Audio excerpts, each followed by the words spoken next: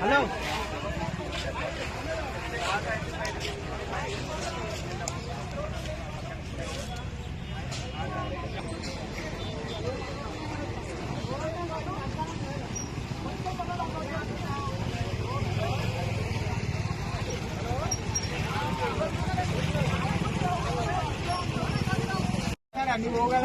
ఒక్క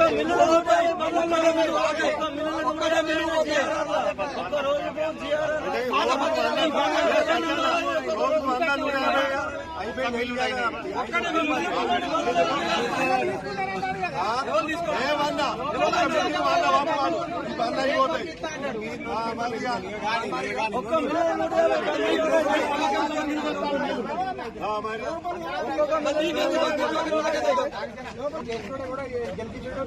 దళారు వ్యవస్థ లేదు, వ్యవస్థ లేదు, ఎందుకు లేదు? లేదని మీరు ఎట్లా అంటారు? రైతులు ఉన్నారు, రైతులు కూడా ఉన్నారు, అన్నమాట నష్టపోతాడు. రైతు ఏ విషయం కొనేదాకా మేము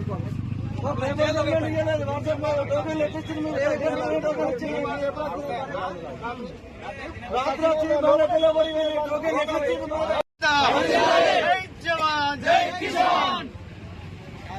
సిపిఓ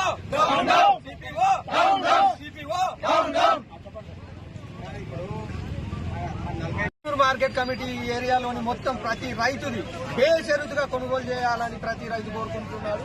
కాబట్టి ఈ టోకెన్ సిస్టమ్ తీసేసి బేషరతుగా ఇంతకు ముందు జరిపినట్టే జరపాలి, ప్లస్ రిజిస్ట్రేషన్లు కూడా ఆపాలని చెప్పేసి దుర్మార్గమైనటువంటి ప్రయత్నం చేస్తున్నారు. ఆ ప్రయత్నాన్ని కూడా ఆపేసి ఇంతకు ముందు పాత పద్ధతిలో ఎలాగైతే జిన్ని మిల్లులు చేసినారో ఆ విధంగానే జరపాలని ఈ సందర్భంగా కోరుకుంటున్నారు. మార్కెట్ కమిటీ ఆధ్వర్యంలో 5 జిన్నింగ్ మిల్లులు నడుస్తున్నాయి. 10 రోజుల కొనుగోళ్లు నిలిపివేయడంతో రైతులు ఇబ్బంది పడతారు. రైతులు ఏంటంటే కొంటారన్న ఆశతోని దాదాపు ఒక 250 బండ్లు రింపుకొచ్చి మార్కెట్ల నుంచి సీరియల్ రోడ్డుకు పెట్టడం జరిగింది. కానీ సిపిఓ నేనేదో టోకెన్ సిస్టమ్ 40 కొంటా అంటాండు. కానీ మా రైతులు 40కి ఒప్పుకోరు. మొత్తం బండ్లను ప్రతి జిన్నింగ్ మిల్లుకు పంపాలని మేము ఈడ రోడ్డు మీద ధర్నా చేయడం జరుగుతుంది. కానీ ఈ సిపిఓ గాని, సెక్రటరీ గాని, కలెక్టర్ గాని ఎవరన్నా వచ్చి రైతులకు న్యాయం చేయాలి. ఈ టోకెన్లలో కూడా కొందరు బ్రోకర్ గాళ్ళ బండ్లు ఉన్నాయి. కానీ ఆ బ్రోకర్ గాళ్ళు పోయినా మా రైతులకు న్యాయం జరగాలి. ఇంతకుముందు ఫస్ట్ తీసిన పత్తే మేము పోలే, ఇప్పటికే 100 రూపాయలు తగ్గించి రైతు చాలా నష్టపోతాడు. ఇంకా కొందరు రైతులది ఫస్ట్ ఇంకా తీయలే. ఎందుకంటే మార్చి ఎండింగ్ వరకు ఈ ఒక శని ఆదివారం తప్ప సీరియల్ పత్తి కొనాలని రైతుల తరఫున నేను డిమాండ్ చేస్తున్నా.